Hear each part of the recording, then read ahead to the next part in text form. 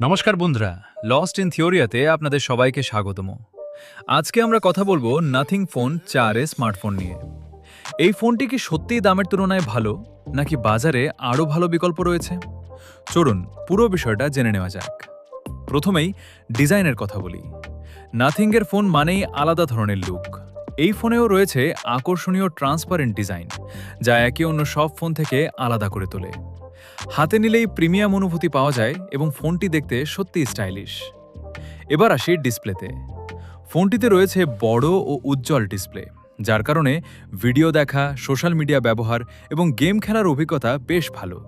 স্ক্রলিংও অনেক মসৃণ, তাই প্রতিদিনের ব্যবহারে কোনো সমস্যা অনুভব হবে না। পারফরমেন্সের দিক থেকে নাথিং ফোন 4 দৈনন্দিন কাজের জন্য যথেষ্ট ভালো।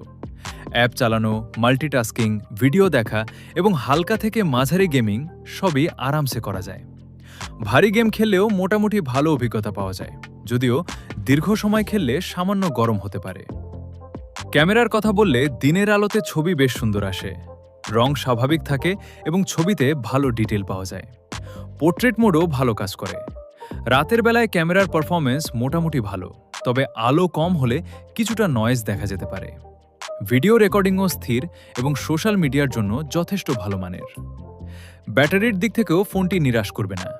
সাধারণ ব্যবহারে সারাদিন অনায়াসে চলবে, আর দ্রুত চার্জিং সুবিধা থাকায় অল্প সময়েই ফোন অনেকটা চার্জ হয়ে যায়।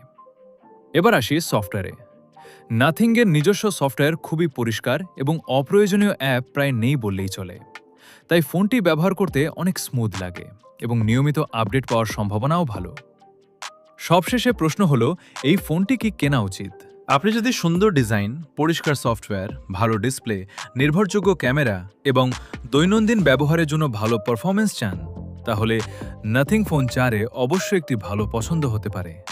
তবে যদি আপনার মূল লক্ষ্য শুধু ভারী গেমিং বা সর্বোচ্চ ক্যামেরা পারফরমেন্স হয়, তাহলে একই বাজেটে অন্য বিকল্পগুলিও একবার দেখে নিতে পারেন। ভিডিওটি যদি ভালো লেগে থাকে তাহলে অবশ্যই একটি লাইক করবেন, চ্যানেলটি সাবস্ক্রাইব করবেন এবং বেল আইকনটি চাপতে ভুলবেন না। আপনার মতামত কমেন্টে জানাতে পারেন। আপনি কি নাথিং ফোন 4 কিনবেন, নাকি অন্য কোনো ফোন বেছে নেবেন?